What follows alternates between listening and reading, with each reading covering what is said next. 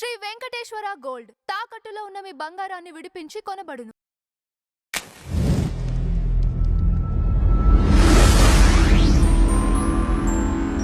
నమస్కారం గురుదేవ. నమస్కారం గురుదేవ, ఈ రోజుల్లో చాలామంది కూడా వ్యాపారం వైపు ప్రయాణం చేస్తున్నారు. వ్యాపారం చేసుకుందాం, ఒక నాలుగు డబ్బులు వెనకేసుకుందాం అని అనుకుంటున్నారు. కొంతమందికి వ్యాపారంలో కలిసి వస్తుంది, కొంతమందికి కలిసి రావట్లేదు. హస్త సాముద్రికాన్ని బట్టి అంటే ఏ రేఖను చూసుకొని మన వ్యాపారంలోకి వెళ్ళొచ్చా వెళ్ళకూడదా అనేది డిసైడ్ చేసుకోవచ్చా? ఖచ్చితంగా వ్యాపారము అనేటువంటిది వివిధ రంగాల్లో ఉంటుంది. ఓకే. వివిధ వయసుల్లో చేస్తూ ఉంటారు, వివిధ భావాలతో చేస్తూ ఉంటారు. అంటే మొట్టమొదటిగా ఏ వ్యాపారం చేస్తున్నాడో ఆ వ్యాపారం వైపు అతను అడుగులు వేయటానికి అతను బుద్ధి సహకరిస్తుందా లేదా, అది బుద్ధి రేఖ చెబుతుంది. అతను మనస్సు దాని మీద పెడుతున్నాడా లేదా, హృదయ రేఖ చెప్తుంది. దానికి ఆ వ్యాపారం చేయడానికి అతని శరీరం సహకరిస్తుందా లేదా, జీవిత రేఖ చెప్తుంది. అంటే అది ఆరోగ్యంగా ఉండాలి కదా మరి పెద్దానికి. వీటిని అన్నిటినీ మనం యోగము, ఎప్పుడు ఈ యోగ రేఖ బాగుంటే అప్పుడు ఆ వ్యాపారంలో ప్రవేశించి, యోగము బాగాలేనప్పుడు కొంచెం రెస్ట్ తీసుకుని మళ్ళీ యోగం బాగున్నప్పుడు చేసేటువంటి వృత్తి వ్యాపారాలు ఉంటాయి. అలాగే ఇవన్నీ కూడా గుణాల మీద ఆధారపడి ఉంటాయి. అంటే క్షేత్రములో గ్రహస్థానాలు, ఇతను ఏ వ్యాపారానికి సూట్ అవుతాడు అనేటువంటిది గ్రహస్థానాన్ని బట్టి ఉంటుంది.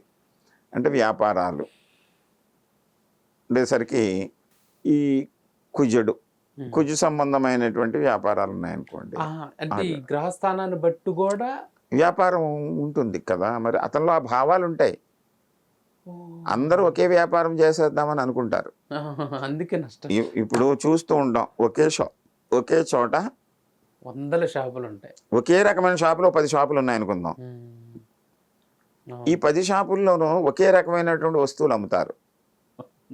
అయితే కొంతమంది అదే రేట్లు కూడా మారవు.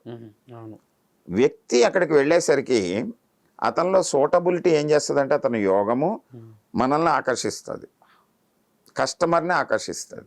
అతనిలో భావం ఏం చేస్తుందంటే, ఆ కస్టమర్ని దగ్గరికి వచ్చిన తర్వాత ఆ వ్యాపారాన్ని వృద్ధి చేయడానికి తగిన మెళకువలు వాళ్ళ మైండ్లోకి వస్తాయి.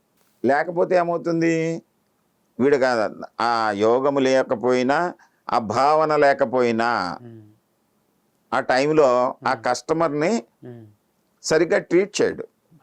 అప్పుడు ఏమవుతాడు, వెళ్ళిపోతూ ఉంటాడు, పక్క షాప్కి వెళ్ళిపోతాడు.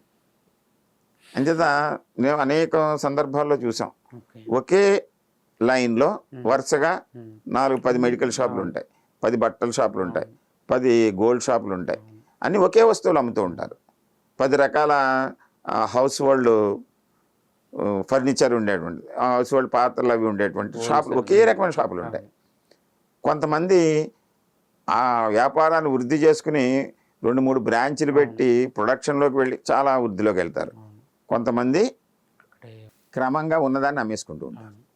మీరు చూస్తూనే ఉంటారు. మన దేశంలో ఒక ప్రముఖమైనటువంటి వ్యక్తి, 2 కొడుకులు, ఇద్దరికి సమానమైనటువంటి ఆస్తిలో భాగాలు ఇచ్చి 2 బిజినెస్లు పెట్టి ఒకే రోజు ఇచ్చాడు పంచి. ఒక ఆయన ఇప్పుడు ఇంకా 10 రెట్లు పెరిగి వృద్ధిలోకి వెళ్ళాడు, ఒక ఆయన కొంచెం కనుమరుగయ్యాడు ఫీల్డ్ నుంచి. దానికి యోగము అంటాం మనం. యోగాన్ని తెలియజేసేటువంటిది యోగ రేఖ. ఆ యోగం ఏం చేస్తుందంటే, మనం ముందుకు వెళ్ళనివ్వదు. ఒక్కొక్కసారి మన యోగం ఎంతో తెలుసుకుని ఎంతలో ఉండాలో అంతలో ఉన్నాడు అనుకోండి, ఇబ్బంది ఉండదు. మనం లేని దానికోసం తాపత్రయపడి మనం మానసికంగా ఇబ్బందులు పడి ఆర్థికంగా కూడా నష్టాలను ఎదుర్కోవాల్సి వస్తుంది.